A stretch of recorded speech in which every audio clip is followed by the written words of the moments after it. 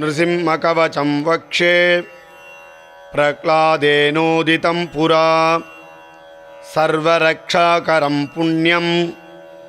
सर्वोपद्रवनाशनं सर्वसम्पत्करं चैव स्वर्गमोक्षप्रदायकं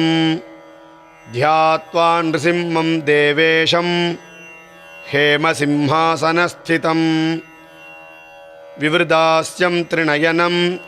शरदिन्दुसमप्रभं लक्ष्म्यालिङ्कितवामाङ्गं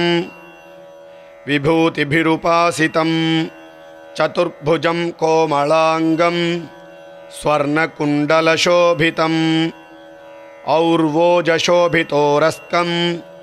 रत्नकेयूरमुद्रितं तप्तकाञ्चनसङ्काशं भीतनिर्मलवाससं